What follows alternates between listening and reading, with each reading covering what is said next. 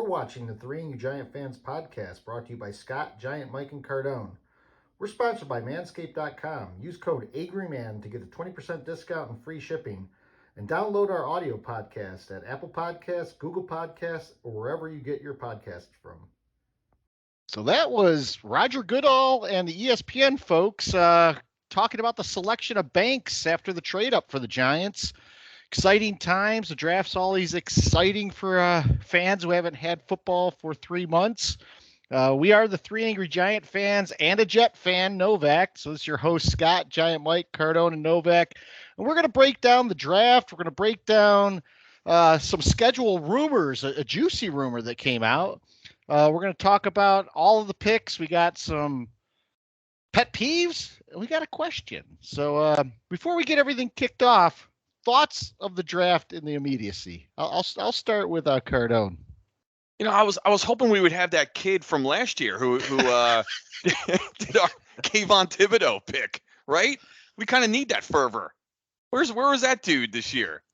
Unless he's part of the New York Giants payroll now. I have no idea. Maybe he's working in the front office. I'm not sure. But no, actually, we'll I know we'll get into all the picks, but it's funny.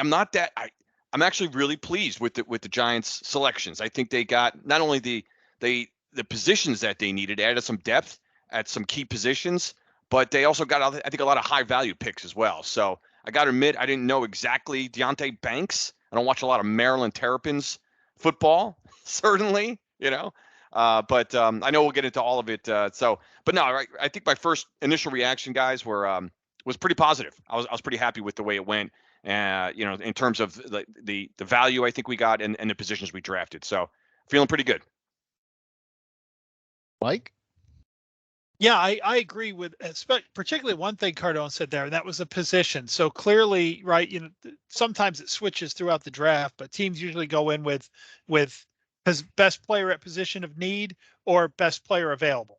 And I really think the Giants did a good job this year of taking a high value player at positions of need without reaching forward too far. When they needed a wide receiver, I think the third round is probably a great example of that. When they hadn't picked up a wide receiver yet, they needed one. They traded up and they got the best wide receiver on the board at that point in the draft. And I think they waited the appropriate amount of time for that. There was the big group that went in the first round, and that's sort of like a fantasy football draft strategy, right? If you don't get one of the top four, just kind of wait to get that position until you get into that next group. So yeah, I agree. I like the way they married up best player available with position of need. Novak, the Jets perspective. Yeah. So for the Jets, when you think about what we had last year, right? We had the offensive and defensive rookies of the year, Breece Hall, Jermaine Johnson, and a couple of other players that actually were rotational that contributed.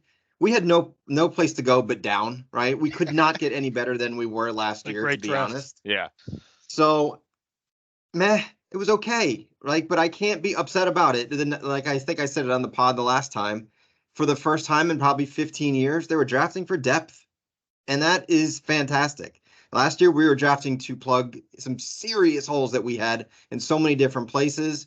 I mean, it was okay. And I had a couple of guys on there that I really liked. Most of them, let's be honest, I don't know anything about these guys. And anyone says that they do, don't. We're not being paid hundreds of thousands of dollars to break down tape from Western Kentucky. So for me to sit here and say I know everything there is about these guys, I don't. But yeah, I'm okay with it. We'll talk about it later, but we both picked guys from Old Dominion. So yeah, that was one of my ones that I did like. I love that pick. So my immediate thoughts on the draft, I went a completely different direction here. I mean, I was sitting there like 8:35 going, when the fuck are we going to make the first pick of the draft? We had the pageantry, just like we talked about as a pet peeve. The Joe Bros are there. We got to trot out. I don't even know who these people were talking about some cause. It's like, just make the goddamn first pick. I was with a room full of guys. Everyone's like, they started getting like violently angry. Make the pick at all. They didn't even put the clock up until like 8:20 or something like that. I would love to see a side-by-side comparison of the NFL draft going back to like the Roselle days in the 80s. You know what I mean? And today what it looks like, right? Yep. Night and day. I mean, guys with they were plans. they were handing out index cards right before the draft started. Right. Yeah. Right. Right. Like manually writing shit down, index cards. You got the fucking helmet phone, right? On that. Yeah. It was awesome. You get these guys right for the teams. Remember, by like the 6th round, their ties like down, they're sweating. You know, they're everyone's running cards around, like Smoking think, cigarettes. Guys, Cigarettes. Yeah. Smoking. Ashtrays all over the place. the plaid jackets thrown over the chair. The guy's got pit stains. I mean, those those were crushing out cigarettes. Oh God, just freaking out. those were war rooms. You know what I mean? Yeah. That's a classic definition for a war room. Now you see like everything looks like a Las Vegas Bellagio suite. Like when you see some of these war rooms, there's 30,000 people in these. Like who are all these people in the rooms there?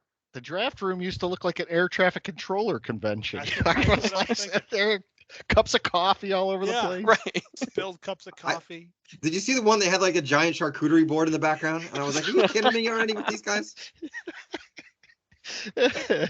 So before we get into breaking down all the picks and talking about some of the other things, let's give a shout out to a last time listener. We had a surprising number of people from Minnesota. I don't know if they were there in the hopes that we would draft John Michael Schmitz, but we had a surprising number of people. So this shout out's for them.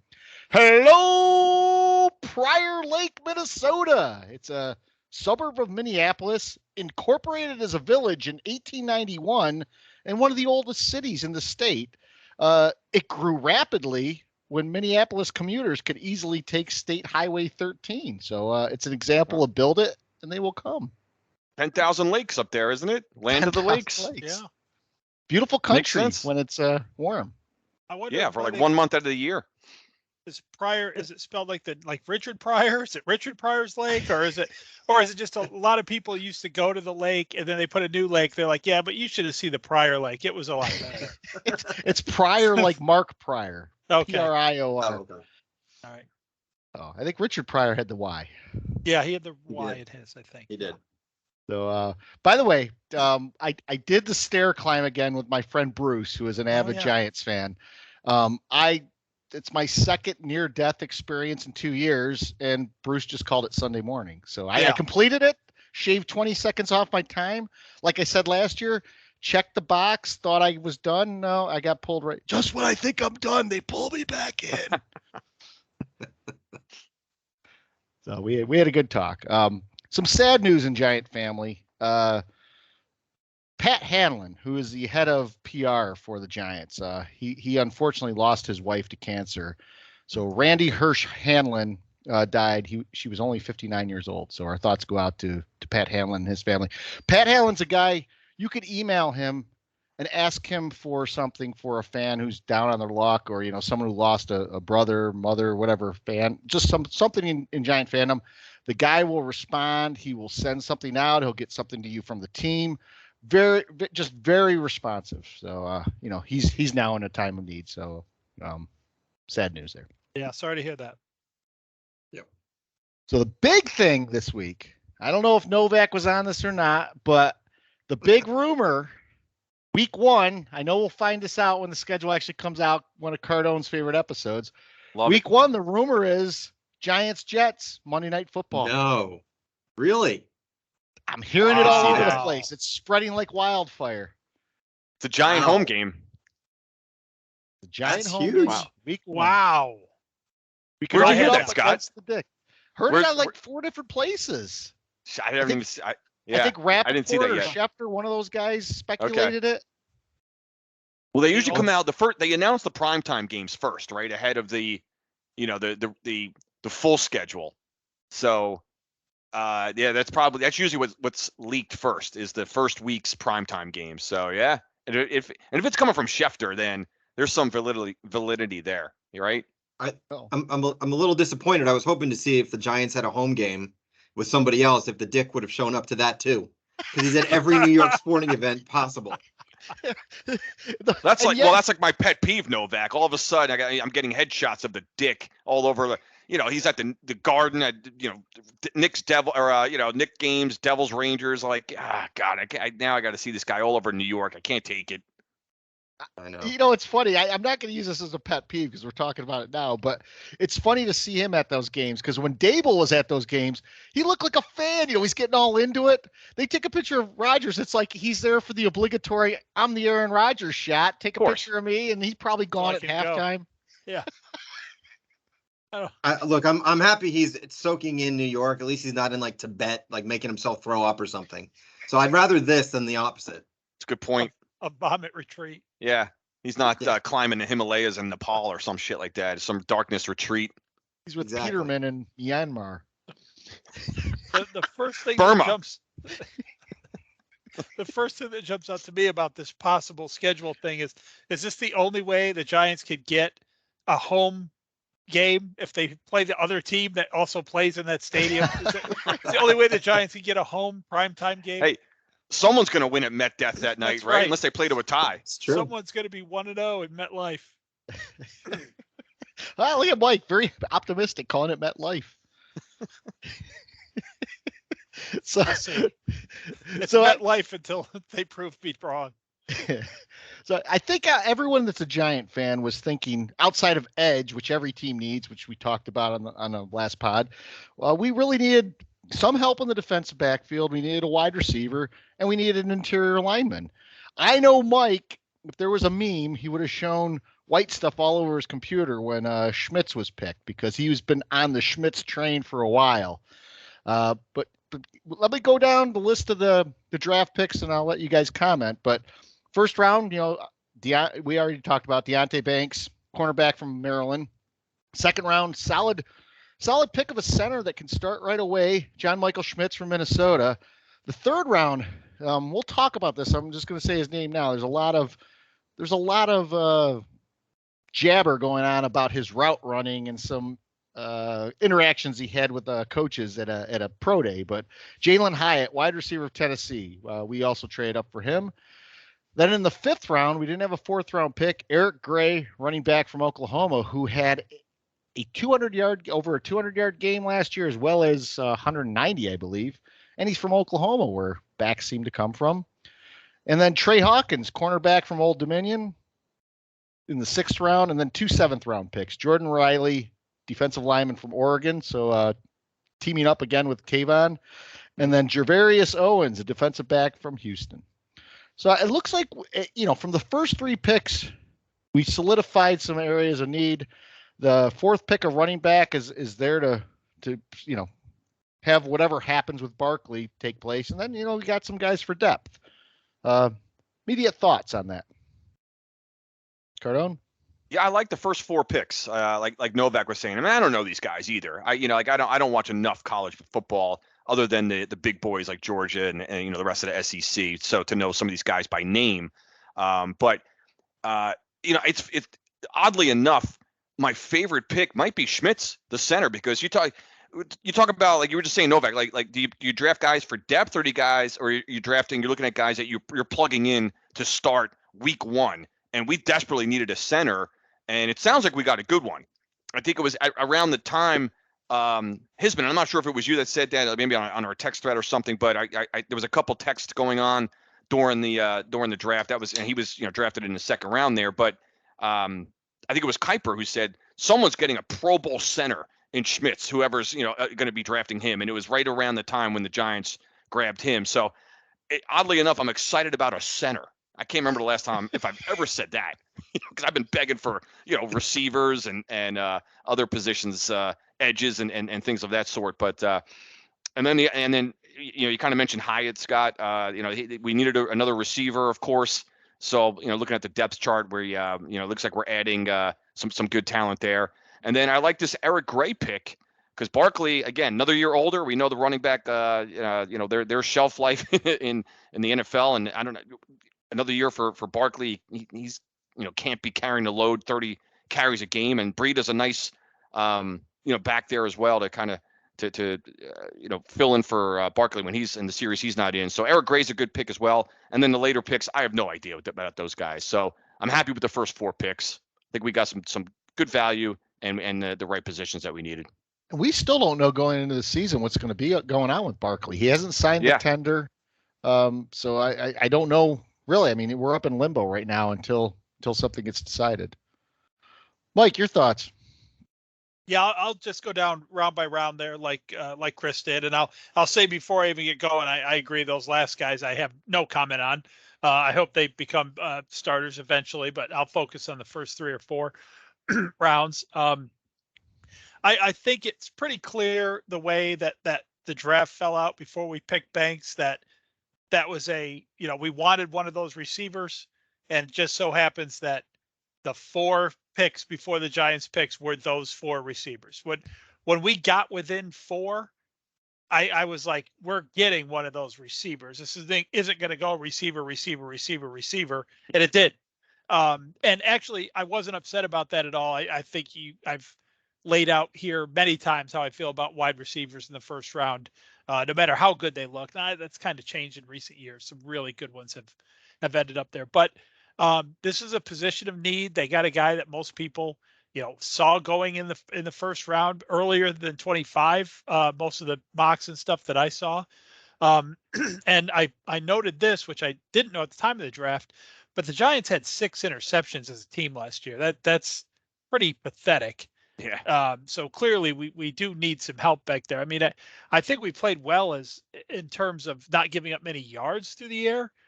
We were pretty stout there, but that must have just been coverage and defensive line play, because we only turned the ball over interception 6 times. That surprised me. But yeah, I love that pick. I really think that they wanted wide receiver there, but I also really think that we might have, those other teams that took those wide receivers may have gotten us a good player, a better player than we might have had if we had picked a wide receiver. Second round, as Scott said, I don't need to say anything here. This is my guy. He's been my guy from the start. He played in the Big Ten. I was familiar with what he was doing. He's an immovable object. He's a smart player. He is. I compare him in my mind to Chris Snee, just a guy we're just going to draft. He's going to start the first day he gets here, then just play till he retires, just knocking heads. And you never hear his name, and just forget he's there, but he just really plugs that hole. That's I'm optimistic for that. But yeah, he's my perfect player out of this draft. I know the rest of the world would have blown up, but if the Giants had picked him in the first round, I'd have been excited. So I'll leave it there. I'm not gonna get into arguing about whether or not he's a first round center. We got him, and that's what I want. So, and then I already talked a little bit about Hyatt. I did not hear these things that Scott touched on. What did you say, Scott? Some running issues? There's video out there of him talking with a Cowboy coach, and the Cowboy coach is sort of saying, yeah, you're just a speed guy or something. And he's like, no, I can run routes too. And the guy's like, oh, well, we'll see. And he goes out there and he starts running routes and catching the balls. And that's the thing now. Fans will latch on to anything. And we heard it with, I think it was Jalen Waddle. Guy doesn't have good hands. Or maybe, no, not Waddle. It was Chase from the Bengals. Chase. Doesn't have good hands, can't catch anything. And then he went out and had 15 touchdowns his rookie year. Yeah. So I mean, you don't know what's true until these guys step on the field and you see it in action. But the early ding is that he's not a good route runner, because at Tennessee they basically stacked him up, let him get free runs. Guy had 5 touchdowns against Alabama. Yeah. Yeah. Well, I did see in a lot of his highlight package, as the draft is going on and stuff I've looked at later, it just seems like him running wide open and the Tennessee receiver or the Tennessee quarterback underthrowing him the ball. That's what I saw. So many clips of him coming back to the ball on things that should have been, walk-in touchdowns. He's not going to get that sort of open in the NFL. We all know that, but maybe he doesn't have to. I mean, this is a fast guy. And I think I sent you guys a note earlier. I was pretty proud of that one that just said, I can't wait, because every broadcast we're going to have to stomach the speedster out of Tennessee, Jalen Hyatt. You're going to hear that on every single broadcast. So just get ready for that. And of course, everything I have to say about Eric Gray is just exactly what Scott had said. He's a running back from Oklahoma. say no more. Let's see what he's got. Put him in blue and hand him the ball. Let's see what happens. So on the Jets side, the Jets had 7 picks as well. The first round pick, Will McDonald. I don't know if he's defensive end, if he's an edge. Is he a defensive tackle from Iowa State? Then in the second round, they took Joe Tippmann, offensive lineman, also from the Big Ten, Wisconsin. So we're sort of mirroring each other on those second round picks. And then they didn't have a third round pick. In the fourth round, they picked Carter Warren, offensive lineman from Pittsburgh. And then in the fifth round, they went and took his teammate, Israel Abanikanda. Abanikanda, one of the two. Running back from Pittsburgh. Yep. And then in the sixth round, they went with Zaire Barnes, a linebacker from Western Michigan. And then Kentucky. Was he Western Kentucky? I think maybe it was Western Michigan. You're right. Yep, you're right. Come on. And then the other second round or sixth round pick was Jarek Bernard Converse. Oh yeah, the sneaker. I was excited about that. I want to see how they fit his name on the back of the jersey. That's all I care about. I don't know if he's any good or not. He's from LSU, so he's a late rounder from LSU. And then my favorite pick, maybe of anyone in the draft, all name team, Zach Kuntz, tight end, Old Dominion. Are we embellishing that, or it is? I think it's Kuntz, but Kuntz, we'll go with that. Kunts or Kuntz. Scott says I'll decide what I'm going to call him after I see him play. See you next Sunday.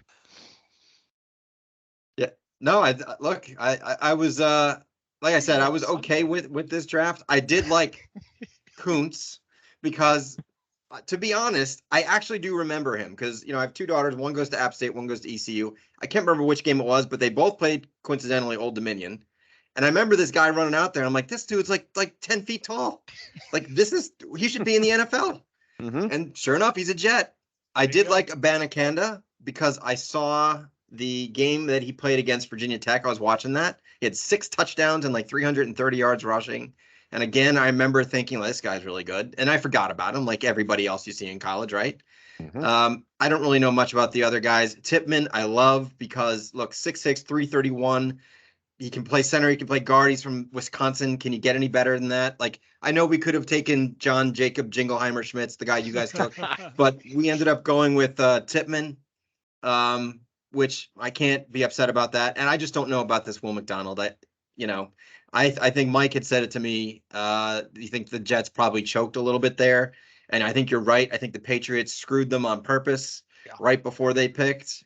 And do I think that they were sitting there going, oh, we didn't see this coming? No, they had to have had a plan B. And I do think this guy was in the plan B because the way the Jets rotate their defensive lineup, they rotate 10 all game long.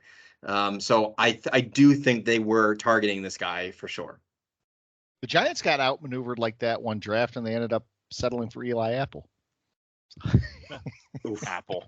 There you go. I think he's still in the league, isn't he? He is. He's still talking junk. He's still running around.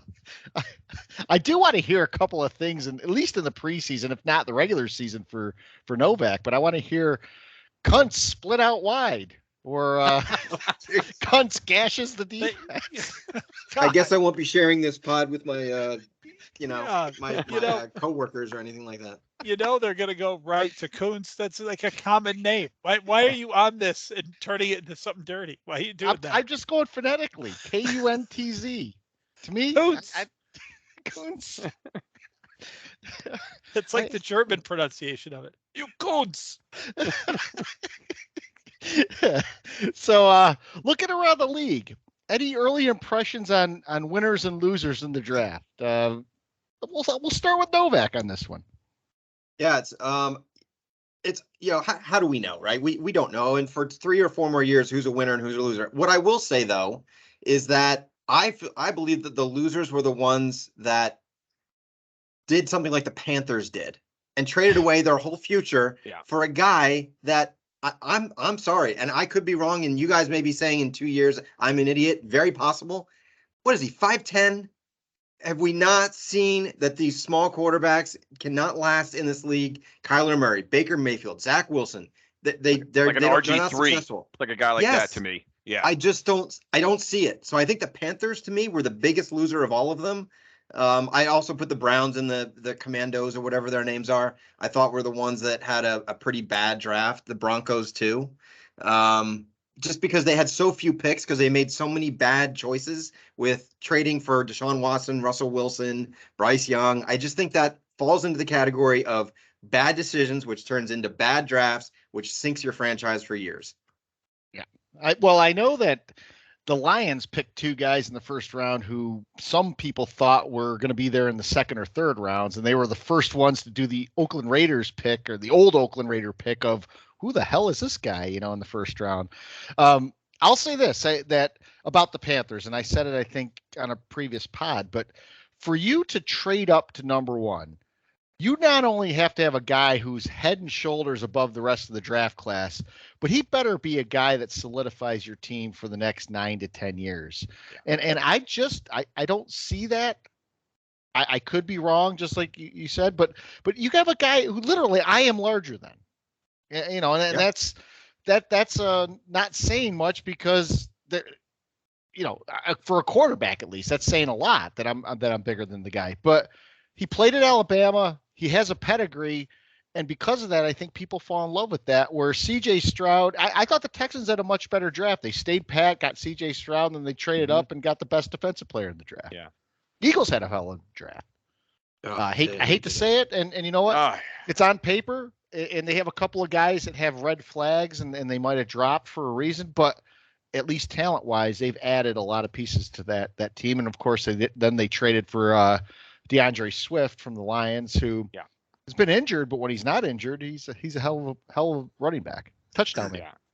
Yeah. You always see. I mean, this goes back a while too, and out of the NFC East. So every year there's dudes with character issues who fall, and they're pretty good players, and the Giants aren't taking them, but you just know that Dallas and Philadelphia does not give a shit about that guy's character, and they're going to take him, and it happens every draft. And they get these guys because they don't put a lot of weight on character. I'm sorry if you're listening, you're a fan of that team, but there is so much evidence of that out there, that they are just going for raw talent. And, I would say, hey, maybe that's the way to go, because look at Dallas and Philly have been good, for however. I don't see a bunch of Lombardi trophies stacking up for them right now. The Eagles got their one. Dallas that's well documented. So, I wouldn't, I know that's ESPN. I know that's probably crowd love. I'm sure that people like, why the Giants they're too uptight. They need to give these guys a chance. Well, we've got a couple fairly recent ones, but so yeah, you just see it coming from a mile away. I almost think at this point, right? You look at a guy, let's say you're a good quarterback, you're in college, you're squeaky clean, but you're going to the Chargers or you're going to the Panthers, right?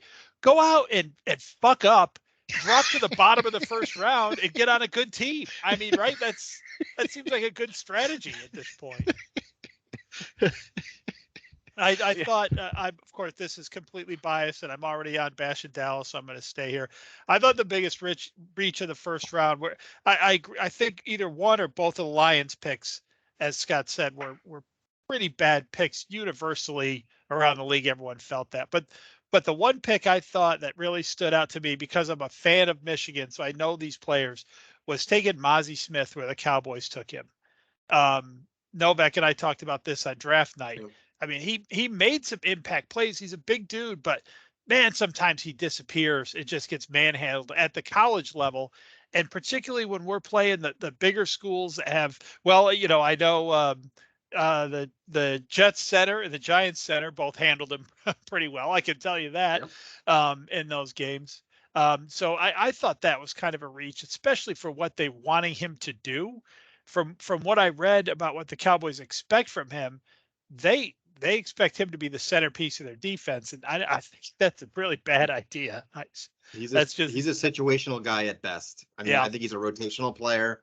He's okay. Like, you're right, Mike. Like, he had a couple big plays this year. Mm-hmm. But other than that, he was pretty invisible. Like, I watched Michigan too. Don't really remember him that much. Yeah, his name came up. If he was out there every down, I didn't know that because his name comes up so infrequently. It's like you think it was a guy they come in, they jog in to rush the passer on third down. So I thought that pick was now knowing what I know from what Scott said about the Jets pick, not only was that pick maybe not a great one, but it also is, I feel, in looking back at how things fell out, that may have been your biggest panic pick, because the Cowboys got Dalton Kincaid, stole from them, and I know that's who they wanted. I guess Absolutely, they did. I guess a real panic pick there would have been just taking that next tight end in line. So in that case, maybe it wasn't that much of a panic. It was more like, okay, we didn't get the tight end we want. We're not going to panic and grab number 2. We're going to try to, bring in the defensive guy we've been looking at. But, I saw where Mozzie Smith was in a lot of these pre-draft boards and stuff, and I thought it was too high. And in my gut, I felt he was a guy like he could drop to the second round, even if teams were really doing their homework on him. But he didn't, and he's a Cowboy now, so I really hope I'm right, because he has a potential twice a year to make a fool out of me for that statement. But I just always get a flashback to the '90s, thinking of Mazzy Star. So Fade Into You or something like that. But Some one-hit wonder, obscurity. Mike has to root for 2 Michigan players on Dallas as they went to the tight end as well. So Dallas also drafted a great run blocking tight end.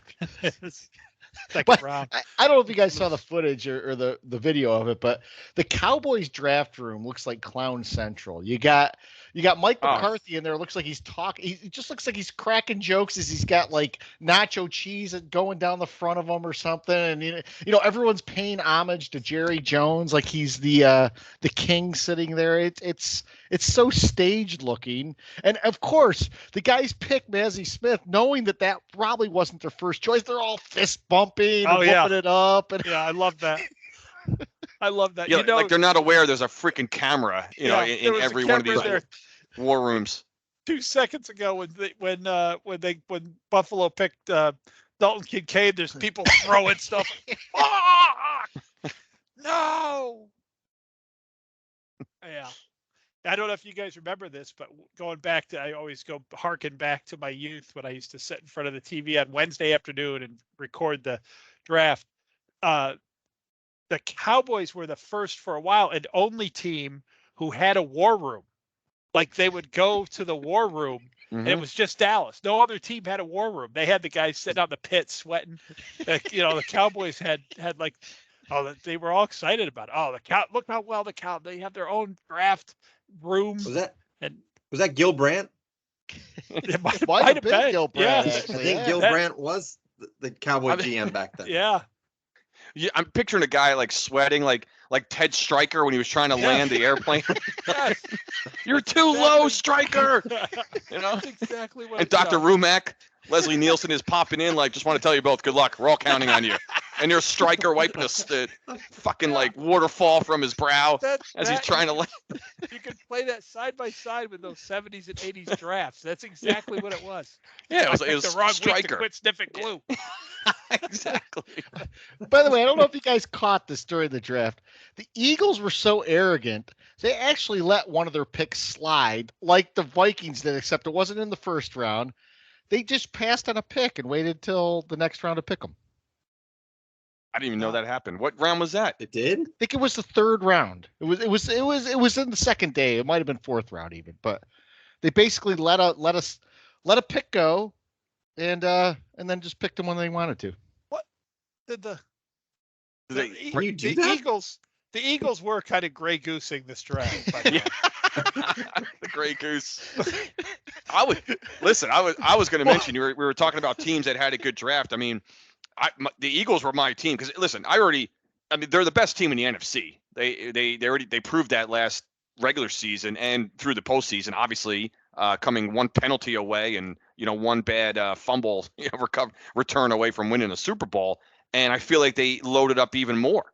Yeah, I think we were acknowledging that, guys, just on our thread, right? Like the Eagles are just reloading right now. They're not even reloading; they're just piling on to what they're already loaded.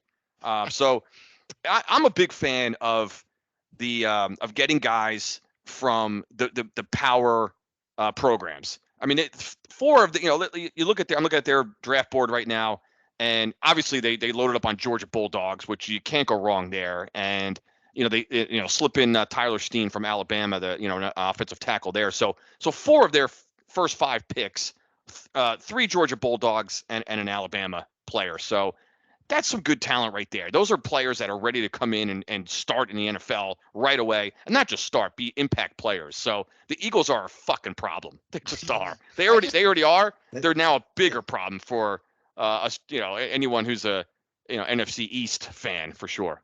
I just had the image once Mike said that they were Grey Goose in this draft of Howie Roseman sitting there with the martini. Yeah. Boys, we're really going to fuck with them now. Don't go up to the podium. Yeah. Exactly. Just sit back. They're like, oh, my God, Howie, we've been sitting here celebrating. Our pick is due in.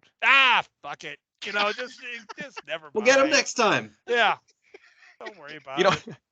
I'm just thinking back. I just had a flashback in my head of a visual of Gettleman during the COVID year, one of the COVID years, sitting up in his what looked like his attic with his mask on and sitting there by himself, like he was in some kind of some kind of shed in the back. Like it looked like he was in some shed in his backyard where I'm picturing rakes and shovels and stuff hanging over his shoulder. That's where he looked like he was selecting our draft picks. Thank God Gettleman's out of our lives. You guys got any other comments on the draft? I've got plenty, but I'm saving them for pet peeves. Oh, dang. All right. Let's get the pet peeves. I'll start with Mike since he's teed it up already. Yeah, I know. Obviously, we're all going pet peeve. Hopefully, we all kind of come at it from a different angle. But my very kind of specific pet peeve is the way that they drag the thing out. And not just the whole thing, having it over 3 days, that's annoying enough. But just, okay, the draft started at 8, right? Or was it 9? It was 8. So the draft started at 8. 8. Yeah. At 9 straight up, 6 players had been selected. Yeah.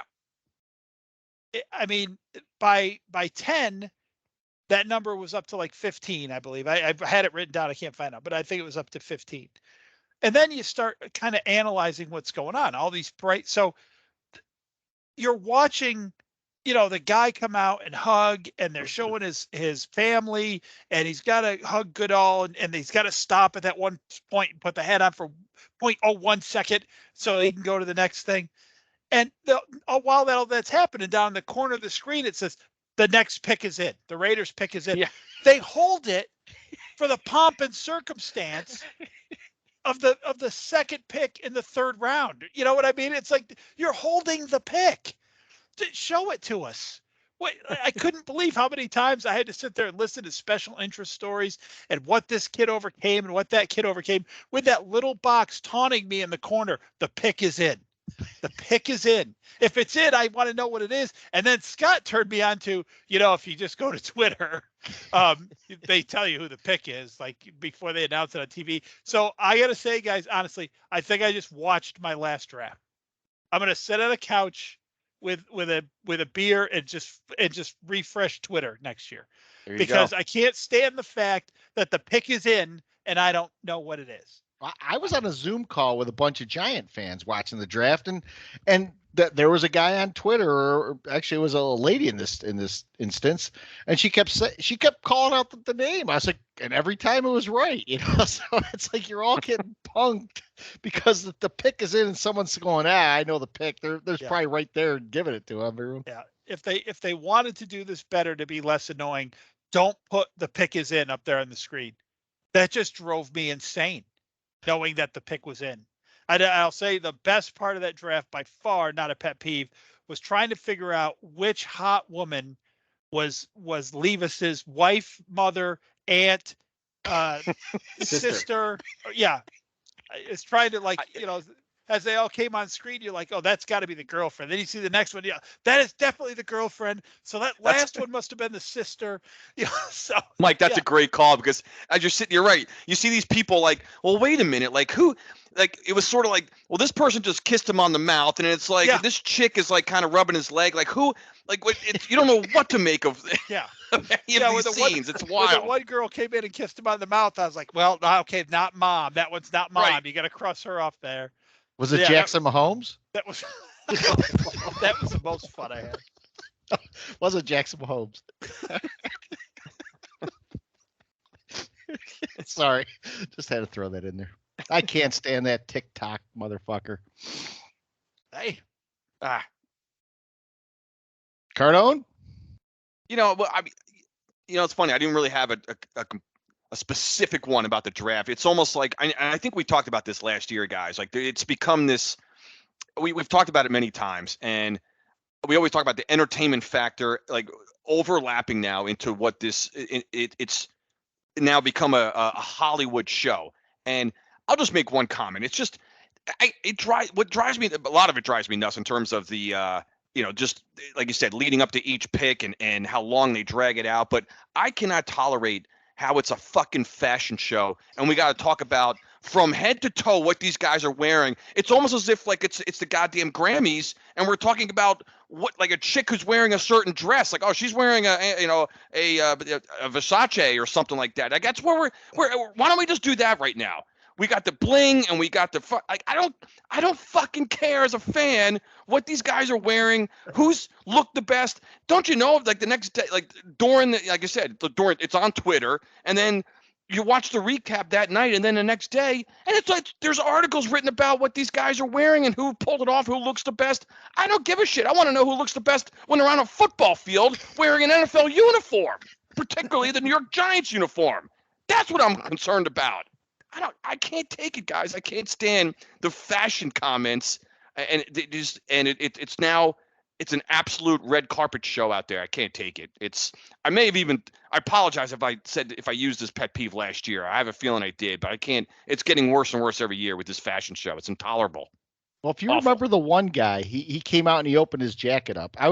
We were playing with my Thursday night poker group, and the funniest thing was just the comments from our guys. Like one guy's like, "What is that? Is that the rainbow flag?" And another guy's, "No, that's Germany." I said, "No, I think it's Colombia." And it ended up being Colombia, but like one guy was saying Mexico, and the guy opens his jacket. But you see what we're talking about? We're being distracted by, like, why do we even have to have a conversation about it? I mean, exactly. Who cares? Agreed. We shouldn't care about any of it. That's a great one, and it shows its head a lot. And the draft, as we've talked about, I think used to be immune from it. That's when sports kind of crosses over to other, like when you have regular reporters who usually do news talking about a sports story for some reason. That's when things get off the rails, and Absolutely. We saw a lot of that here in North and South Carolina because we had regular news. We were cutting into programs for the draft for our regular news, not sportscasters.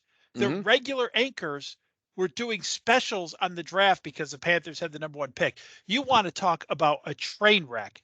I mean, these are brain dead morons when it comes to sports. And they're up there, sit there, blah, blah, blah, blah.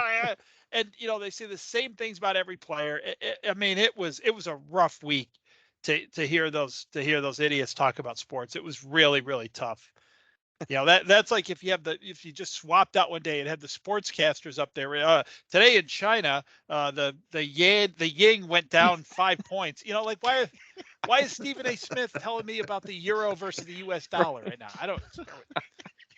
By the way, I'm sorry, I don't mean to get off track, but did you guys know Stephen A. Smith is on General Hospital as a regular recurring character? No, he's not. Is he really? I swear to God. Are you sure it's not a as himself or as another character? No, he's a mob boss on General Hospital. He plays a character. He's been on there for years. It turns out. I had no idea. No idea. I've never heard that. I can't believe he doesn't get called out for it on ESPN ever. Never. I should have had something. Had no idea. I could show you guys. When does he have time? He's on every damn show. How does he have time? No. I know. Does he murder Dr. Rosenpenis? Probably. He seems like a very bad dude on there. Dr. Rosenrose. Dr. Rosen penis. Mike, that's a great one though, because I was thinking about that when I was watching the local people talk about the draft, and everyone was so excited. They have no clue who actually the Panthers picked. All they know is that this guy is the best football player that ever set foot on earth. Oh yeah. And it's like you're listening to them talk about him. They're like, well, it's clear you never ever watched the guy play. You know, they're Or any organized sporting event for that matter. Novak. Yeah, so Mike took like 60% of mine, but I'm going to go a Sorry. little more granular here. It's sort of the same theme, but I kind of have some inside scoop as to how the pre-draft planning meeting went at ABC and ESPN.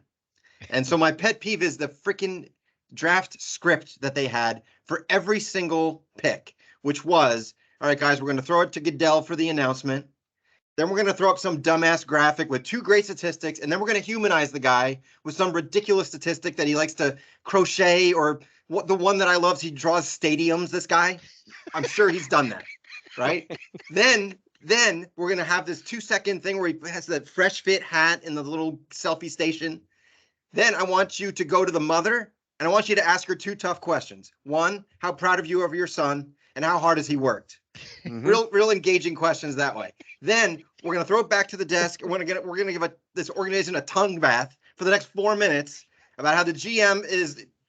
They have the organization going in the right direction. The coach is gonna get the most out of them, right? And then we're gonna throw it back to Goodell for the next pick and do it all over again for the same freaking thing for 32 picks.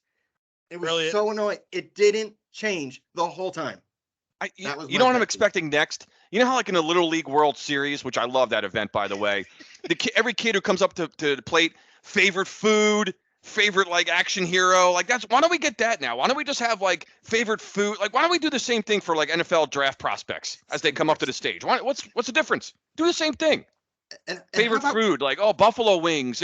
His nickname is Bones or something. So you know, look at this.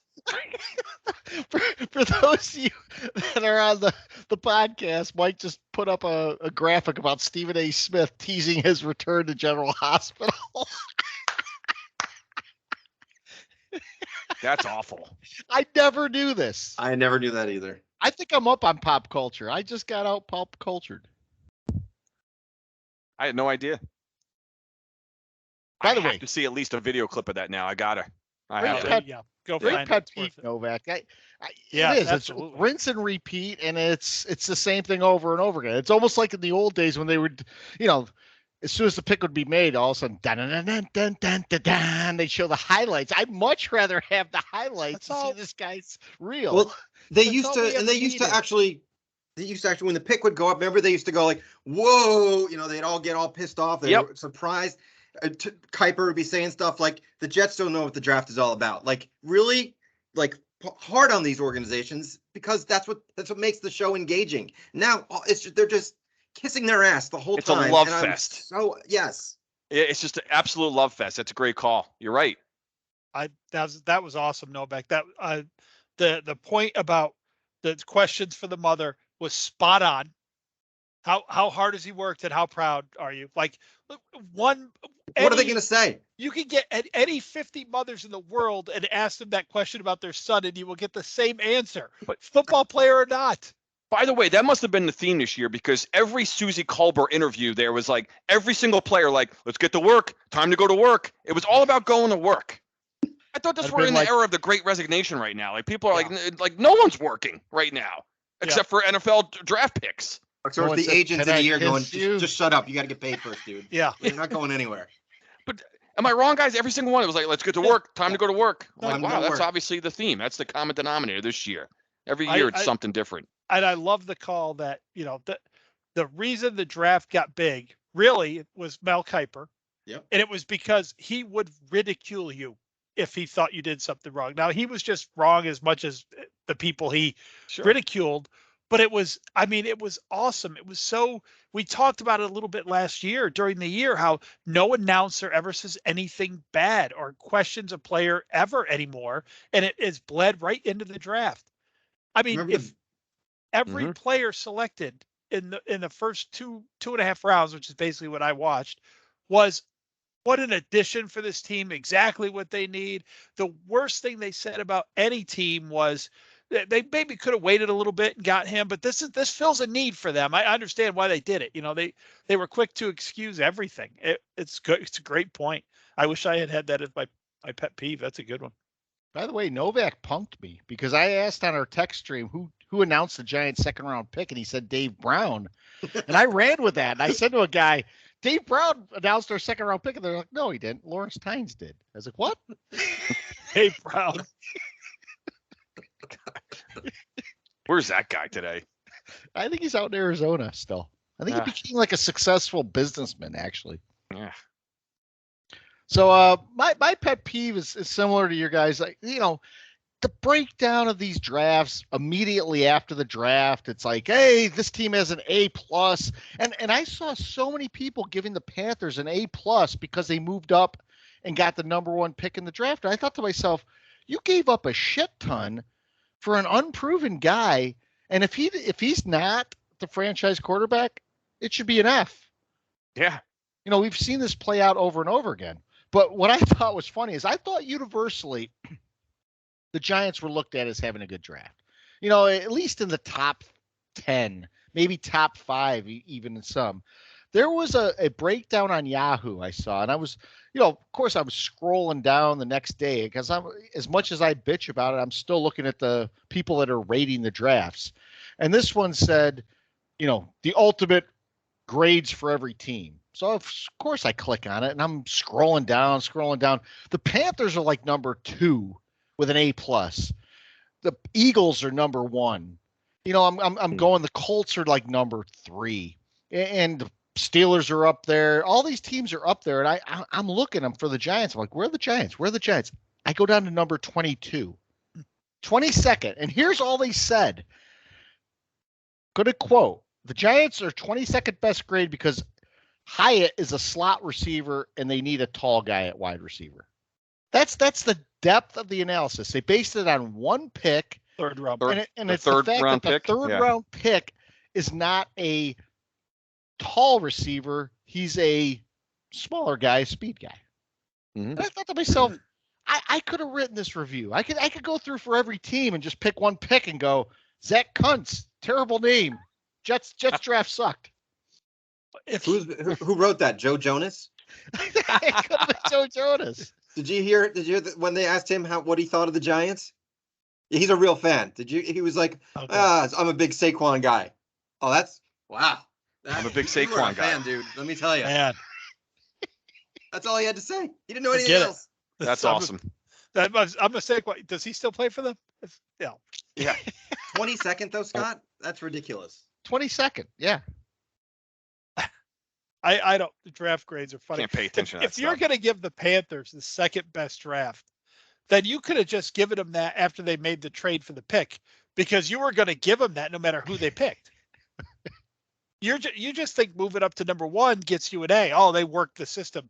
Anyone who wants to, in almost any given year, can have the number 1 pick if you really want it. You give up your best player and a couple of other years number 1s. You can go get that pick if you want to have it.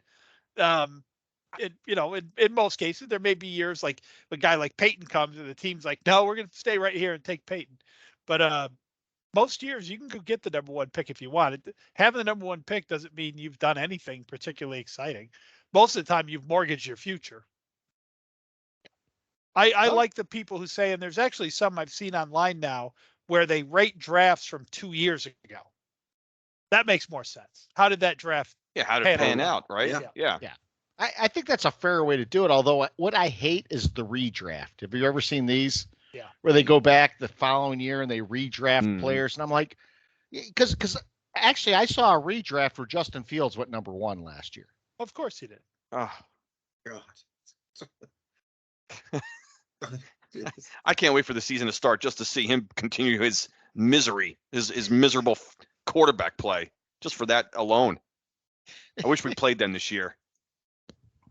So we did get a question, and of course it's from our resident Cowboy fan, Bry Peacock. And first off, he thinks that Banks was a reach in round one, which is almost universally thought of as being a moronic statement, but it is a Cowboy fan giving us a question. So I'm not going to address that because I don't think Banks was a reach in round one. Like Mike said, several teams had him ranked high, and I think the Giants went up and got him. I will say this about the Giants' first 3 picks. At one point in time, and you can complain about this as a pet peeve being, Mel Kiper's mock draft number 75 or, whoever's mock draft number 86. But at one point in time, every single one of those players was mocked in the first round. So for us to get 3 guys who have been mocked into the first round is pretty damn good in my book. But Brian Peacock's question is, does the Eagles draft scare us? We touched upon it a little bit, but I'll kick it over to Cardone. Cardone expounded upon it probably the most earlier. Yeah, it definitely not only the draft, but some of the, and then when they added DeAndre Swift as well. Yeah, they're just loaded. I mean, we knew they're already, in my opinion, not really my opinion. I mean, they're just the fact that they're the best team in the NFC, and I think they got even better on paper in this draft and with some of the transactions they made in the draft, and then also acquiring some guys too. So I hate using the word scared, but yeah, I mean, they're as I said, they're just a problem. They're a problem, and it's the Giants. When I look at their season, upcoming season, and we overachieved last year. So my what I'm more scared of, it's not really. I mean, I'll answer it this way. Maybe I'm more scared or concerned that the Giants are going to take a step back than of what they achieved from last year. So I'm kind of concerned about that. We know the Eagles are going to be good. It's not like they're we know that they're going to be challenging for the 1 seed again and the Super Bowl favorites in the NFC. So they just maintained that, really, in my opinion, there. So, but yeah, the Eagles, their draft, I will say it more this way. Did it piss me off and annoy me? Yeah, it didn't scare me, Peacock, but it kind of more just pissed me off, to be quite honest, because I felt like they got some really good players. And yeah, you kind of scratch your head, just sort of like, why is Nolan Smith falling to 30th, and the Eagles were able to grab them late in the first round? I mean, we know they had to, because he killed 2 people earlier in the week. Well, true, Eagles allegedly. So did Ray Lewis back in 2000. So yeah, maybe bad example there, Mike. But in terms of you're talking about character no, it and was all a that kind of great stuff, example. That's why he fell. I mean, for all we know, that was his plan. I don't want to go play for the Colts. I'm going to kill a couple people and maybe get down to the Eagles. Good offshoot there, though, Cardone, is that a good point there is will we take a step back? I think that's a point to sort of discuss here. I personally think that Dable has us in the right direction. I thought we plugged the holes we needed to plug, and I will tell you this. We may not catch the Eagles. We may end up being frustrated as fans watching ourselves lose to the Eagles again, but I think we gained significant ground versus the Cowboys and distance ourselves from the Commodores. Yeah. And, I don't know where that puts us in the rest of the NFC, but if we have another 10-win season, I see us making the playoffs. Well, I think they, a lot of it's tilted again this year. So Novak, you're sitting over there, obviously, in the NFC and the AFC. Your Jets definitely got better, but I still feel that the AFC has got a lot of the better teams than the NFC. So Totally.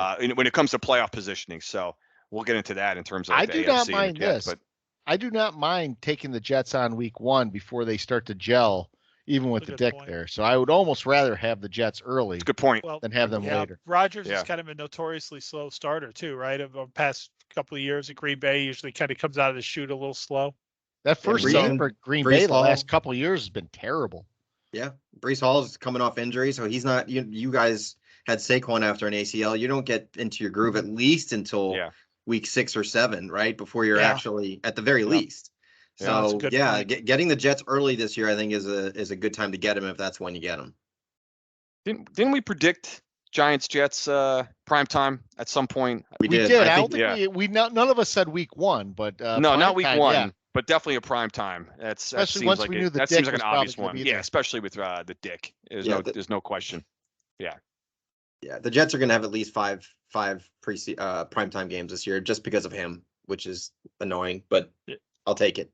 Yeah. The NFL is if they're really considering this and this is going to happen, then because week 1 is notoriously when they send us into Philadelphia on Sunday Night Football or something.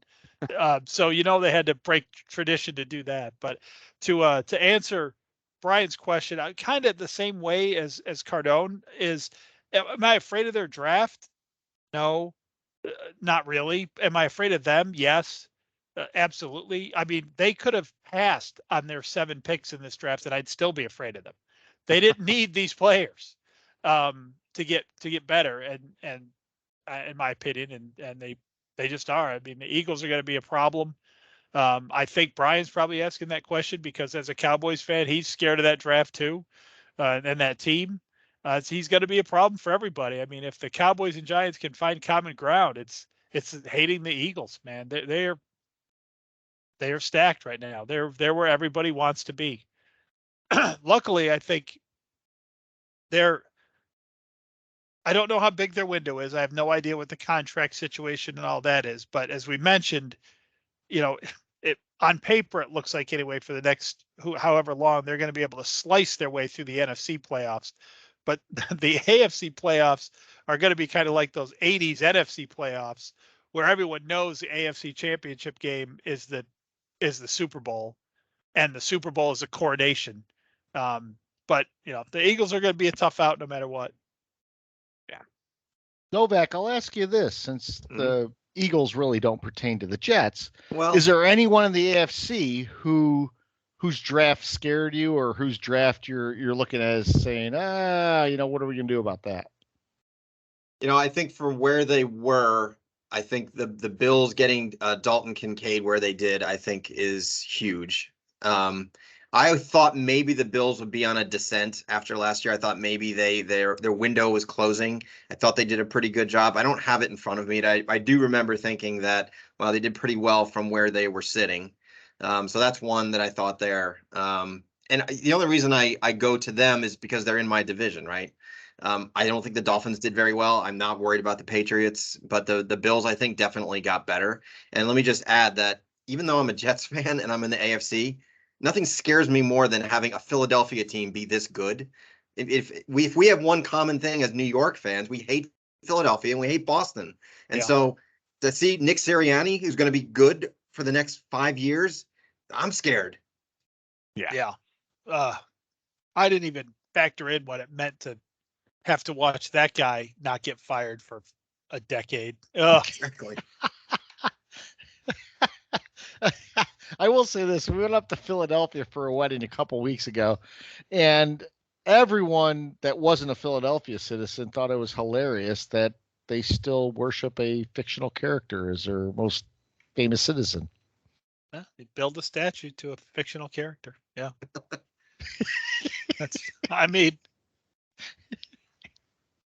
I love the Rocky movies. I'm a huge fan, but Love Rocky.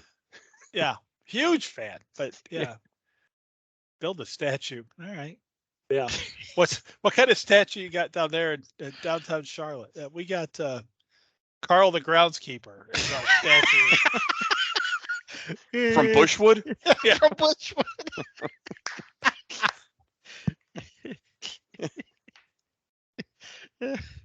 You guys got anything else tonight? I had one thing I wanted to mention, non-football related, so I'll hold it if someone else has football. But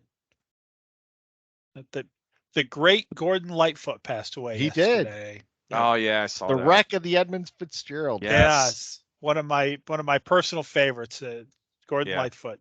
He's awesome. Yeah, that was sad to see that news, but another Seinfeld reference there, right? I love when Elaine's like, I love Edmund Fitzgerald's voice. No, that's the song. It's Gordon Lightfoot was the singer. I don't remember that. That's awesome. Yes. I'm gonna have to go find that. I think it was in the Andrea Doria episode. Oh, Yes. Canadian, by the way, Gordon Lightfoot. Yes, he is. Yeah. Yes, he was. Was. Yes, was. So with that, we will likely wrap this episode up, but we'll be back once the schedule's announced, Cardone's favorite time of year. He loves breaking down the schedule. I do. I thought the draft was, of course, pretty good, and I'm glad we're here to break down the picks. But I think we'll be back. Do you guys know when the schedule's released? By the way, I thought it was the 11th, is what I Yeah, heard. next Thursday. next Thursday. All right. Yeah. So we may do a pod in 2 weeks. So we'll probably be off next week and then come back the following week to break down the schedule, break down the wins and losses for the Jets and Giants. Of course, the Jets will be 4-13, and the Giants will be 11-7. Is that it? Or no? I just want the Jets to be. Oh, 11-6. the Jets can go 16-1. I just want them to start 0-1. That's a good point. Because they got to beat the rest of the NFC East. We play each other's divisions this year. So Yeah, that's right. right. Yeah. We want them to get at lose least the 3 Giants wins. and get So hot. Novak, I want at least the 3 NFC East wins from the So Jets for at this least year. 3 that's for games sure. this year, guys will be bleeding green. I like to hear it. Absolutely.